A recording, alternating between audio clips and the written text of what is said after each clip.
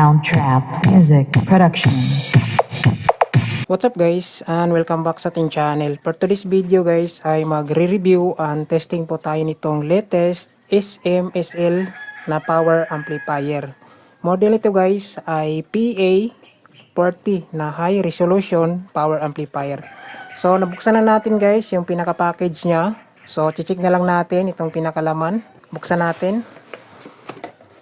So inside the box, meron po siyang ganito guys. Parang card. Tapos ito yung kanyang user manual. Tapos yung pinaka-unit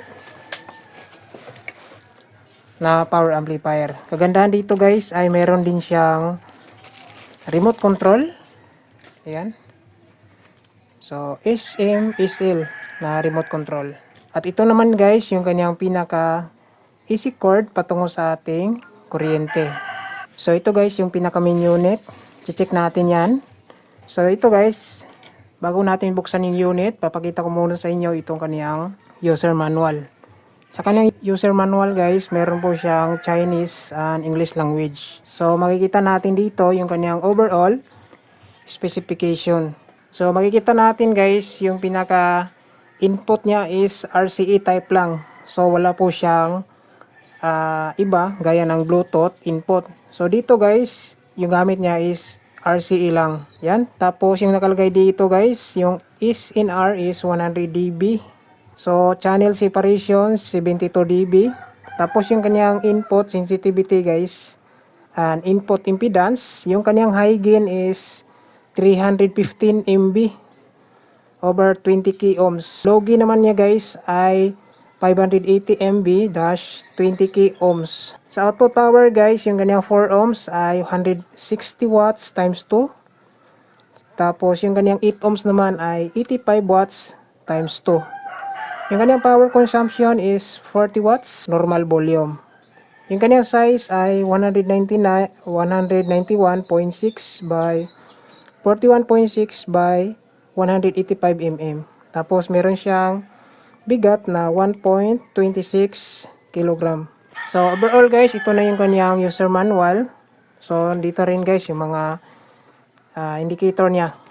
So ngayon, i-check natin to na klase na unit. So ito na po guys yung SMSL na PA40. So kakaiba din yung guys yung kanyang design. Tapos may kabigatan siya. Pagdating sa kanyang casing guys, napaka-solid. Makapal. Ayan. So dito sa front panel niya is parang plastic. Yan. Dito na side parang plastic po siya. Yan siya guys. So dito sa harap is ito yung kaniyang display. Ayan. Tapos may nakalagay dito na model is PE40 and high resolution power amplifier. Dito guys, ito yun naman yung kaniyang pinaka control or select. Yan. So, double purpose po siya guys. Meron siyang switching and control. So, low and high control. So, sa siding niya guys, makapal. Ito yung pinaka-casing niya. Yan. Sa pinakailalim guys ay meron po siyang rubber fit. Yan. Tapos, nandito yung kanyang design and manufactured by SMSL in China. Tapos PA40 yung black yung color. Yan. Sa kanyang pinakalikuran guys ay nandito na yung kanyang pinaka power switch. Yan. Tapos ito yung kanyang easy cord socket. Nandito na rin guys yung pinaka line in. Yan. So right channel and left channel, ito yung line in natin galing sa ating audio source. Kung gagamit tayo ng laptop, computer, or cellphone. So, dito natin kukonek yung ating line input. So, dito naman guys, yung kanyang speaker output. Dito yung right channel and left channel speaker output. So, makikita natin guys, yung kanyang AC input ay 100 hanggang 240 volts. So, safe gamitin dito sa Pilipinas. Kahit mababa yung kuryente natin ay kaya niyang rin. So ngayon guys ay i-try natin i-power on itong klase na amplifier. Check natin guys kung ano yung kanyang display dito. So ito guys, yung kanyang pinaka easy chord. Makikita natin yung kanyang style dito guys ay merong ground.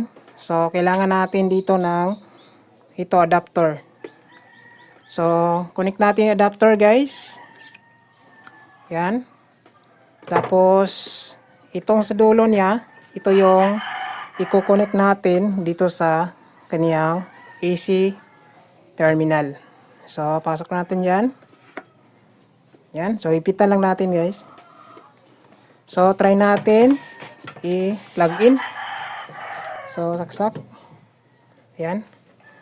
So ito guys, power on natin yung switch sa likuran. Power on natin. Ayan. So ito yung makikita natin guys sa pinaka front view niya.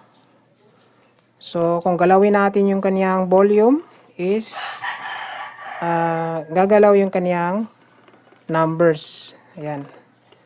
So try natin i-push itong kaniyang sa gitna. Ito yung switch control. Ayan. So meron siyang ibang display dito. Ito bass. Yan. Bass tsaka treble.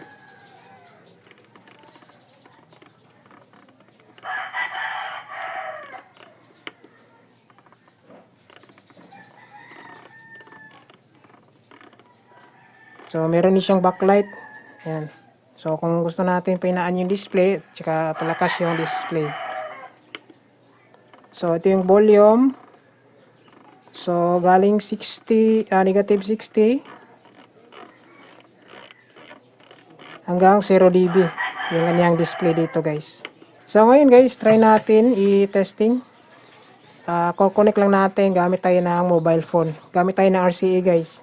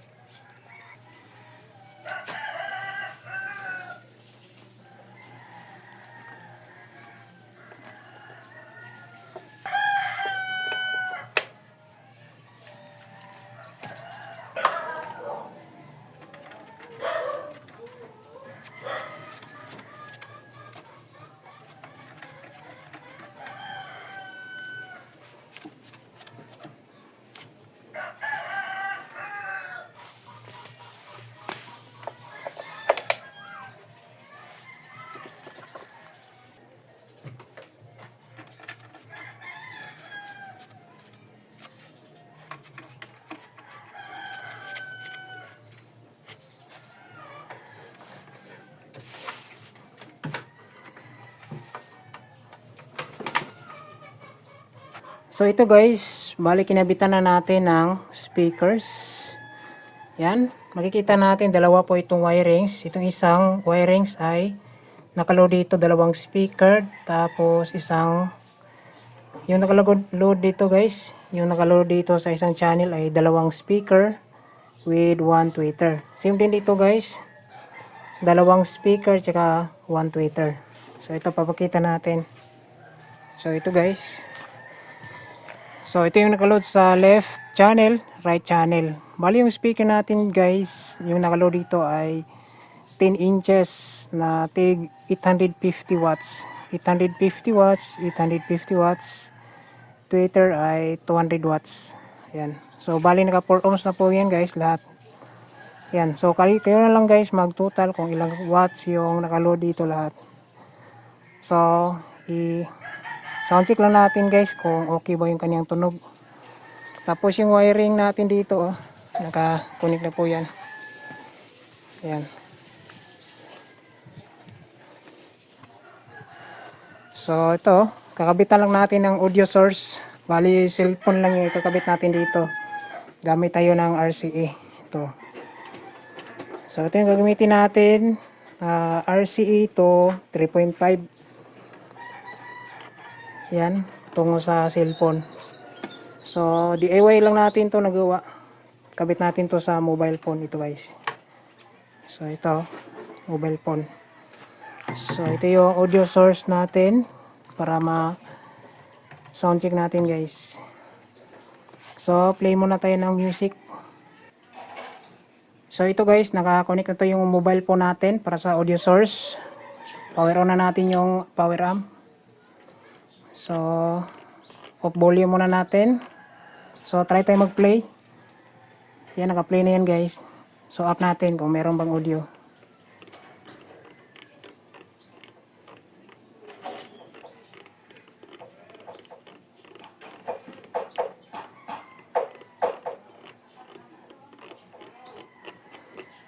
So, up muna natin yung volume guys. Yan, full volume natin yung cellphone. Okay lang yan, naka full volume kasi wala tayong processors na dinagdag. Yan. Lakas. So, ito yung pinaka full volume guys, oh. So, yung mayan. DJ Juliano Brazo. You know? So, SMSL P40.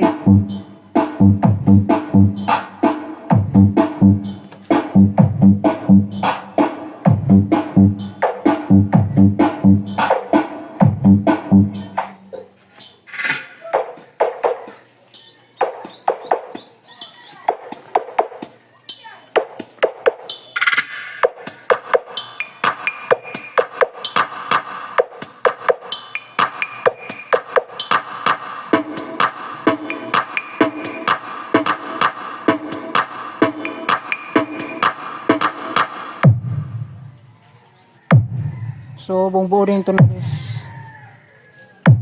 You know, meron din bass.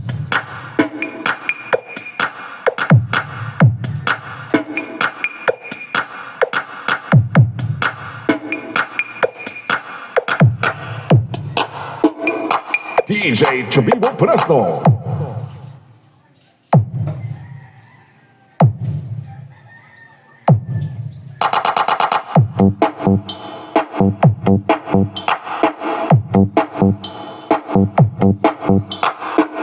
DJ RB, DJ Dear John Muta, DJ Corridora.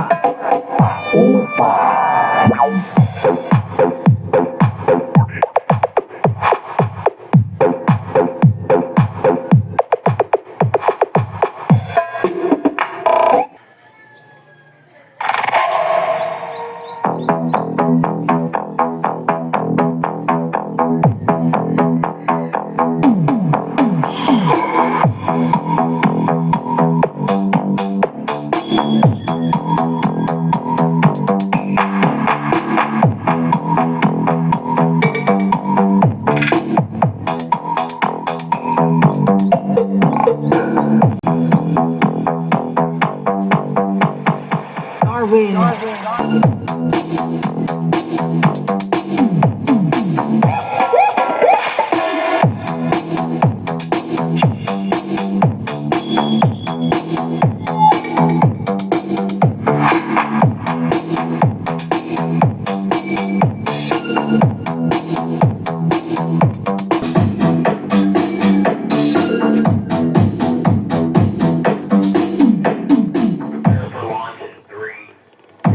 So, adjust natin yung bass at treble guys.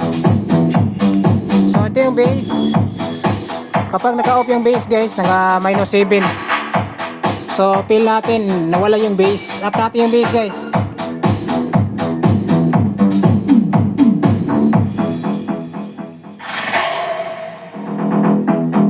So, yung 5, okay na din yung 5 na bass. You know, bass 5. Kapag naka-off, -7. Kapag naka-up, +7.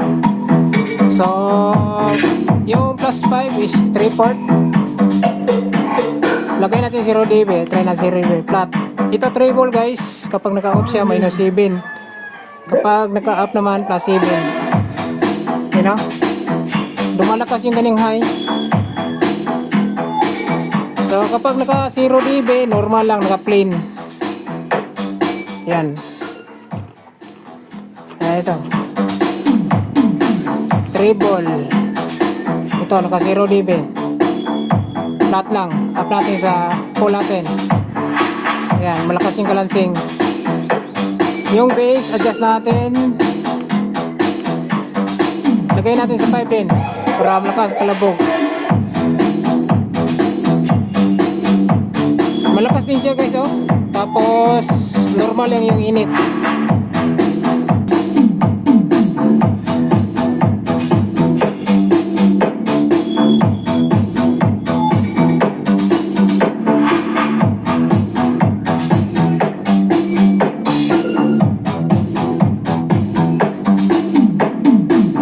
Launch in 3, 2, 1.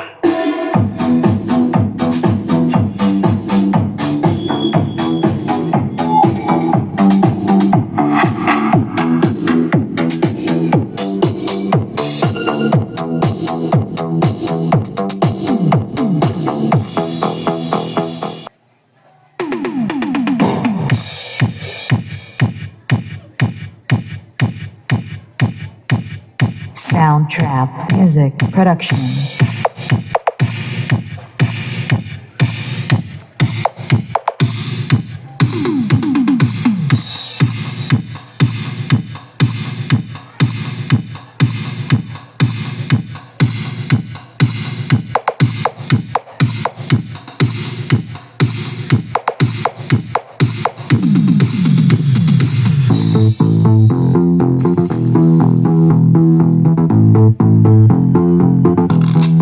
Junel Sakaino Remix.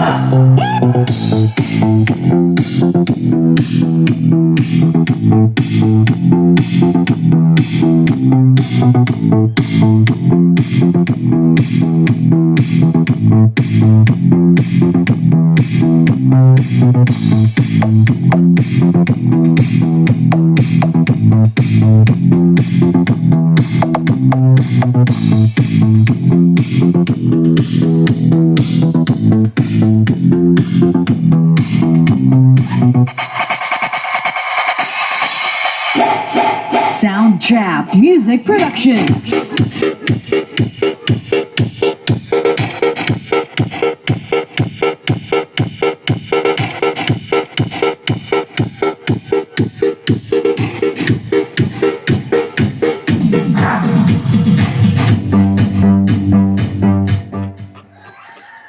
So, bumabayo din siya guys. Malakas din tong SLP40.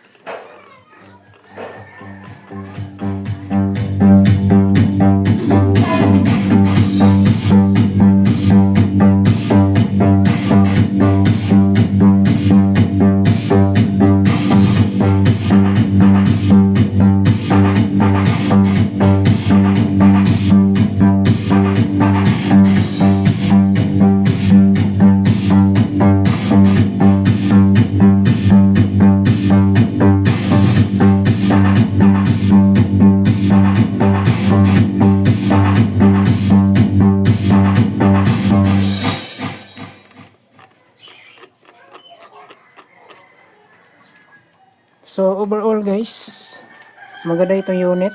Kalmado lang yung init. Normal lang kapag ginagamit natin. Yan.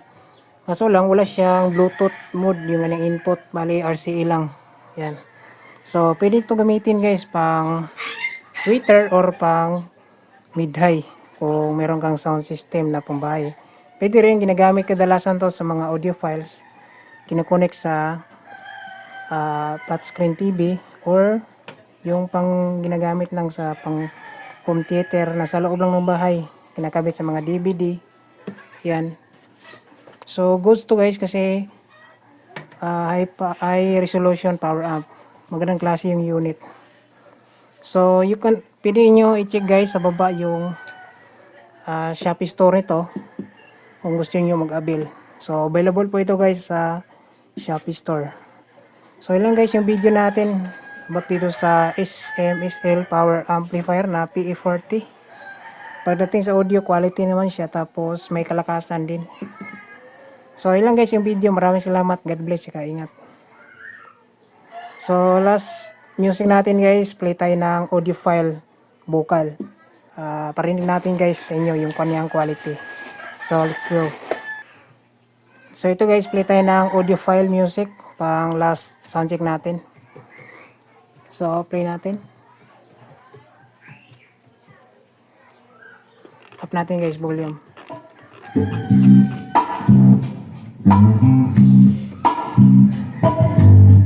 Like to live one more time. Once is never enough with a man like you.